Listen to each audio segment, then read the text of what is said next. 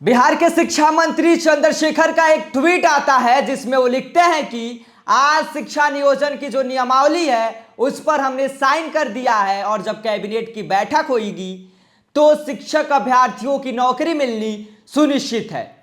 लेकिन कैबिनेट की बैठक में तो होता कुछ यूं है कि जो फाइल शिक्षा मंत्री के साइन करने के बाद कैबिनेट बैठक में पहुंच जानी चाहिए थी वह फाइल अचानक गायब हो गई। और जो अभ्यर्थी सोच रहे थे कि आज कैबिनेट बैठक में शिक्षक नियोजन नियमावली पर मुहर लग जाएगी और हमारी नौकरियां पक्की हो जाएगी, वह सोचते रह गए और अचानक फाइल गायब हो गई। बिहार के शिक्षा मंत्री अभ्यर्थियों के भविष्य के साथ खिलवाड़ कर रहे हैं, उन्हें धोखा दे रहे हैं। अचानक फाइल गायब हो जाना यह कोई नई बात नहीं है। आज से पहले बिहार में ऐसा हो चुका है कि फाइल तो तैयार हो जाती है लेकिन जब उस पर साइन करनी होती है तो उससे पहले फाइल गायब हो जाती है।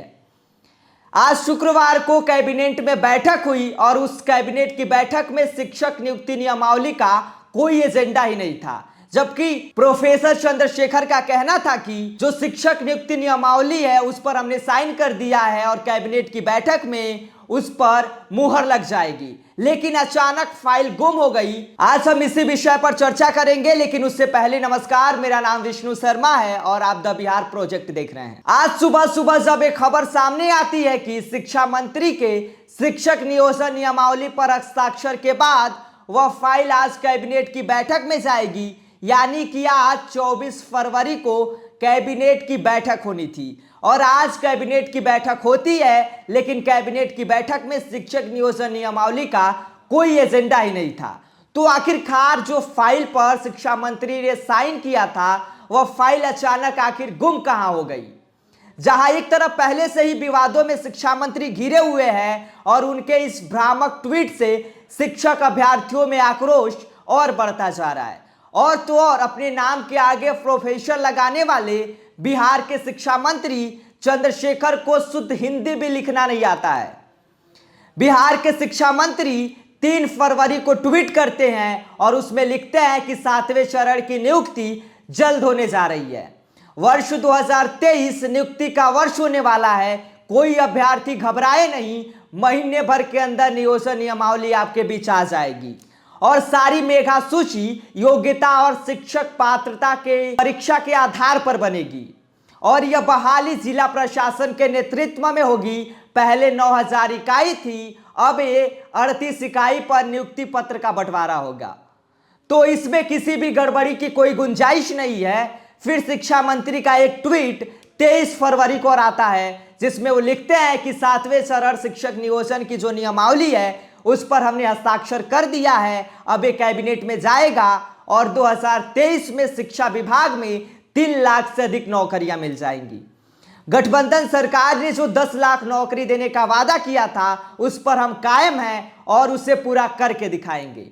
जिसके बाद 24 फरवरी को कैबिनेट की बैठक होती है, लेकिन कैबिनेट की बैठक में शिक्षक नियुक्ति नियमावली का कोई एजेंडा ही नहीं होता है। तो आखिरकार जिस फाइल पर शिक्षा मंत्री साइन किए थे वो फाइल आखिर गुम हो गई, कैसे हो गई, इसका जवाब अभी तक नहीं मिल रहा है। नियम के अनुसार तो शिक्षा मंत्री के साइन करने के बाद यह फाइल सीधे कैबिनेट बैठक में चली जानी चाहिए थी, जबकि यह फाइल अचानक गायब हो गई। अब कैबिनेट की अगली बैठक मार्च के पहले सप्ताह में होने की संभावना है।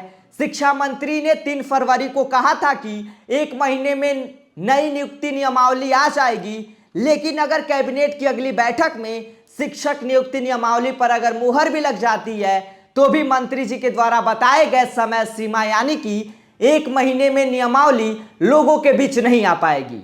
और खास बात तो यह है कि सिर्फ नियमावली तैयार होने से नियुक्ति नहीं शुरू हो जाएगी और नियुक्ति का पूरा सिस्टम बदलना पड़ेगा। उसके बाद अमल करने और लाने में कई महीने लगेंगे, तब भी सरकार पूरी जोर लगाएगी। फिलहाल जो हालात दिख रही है उसमें अगले 3-4 महीने में नियुक्ति प्रक्रिया शुरू होने की जो उम्मीद है वो बहुत कम दिखाई दे रही है।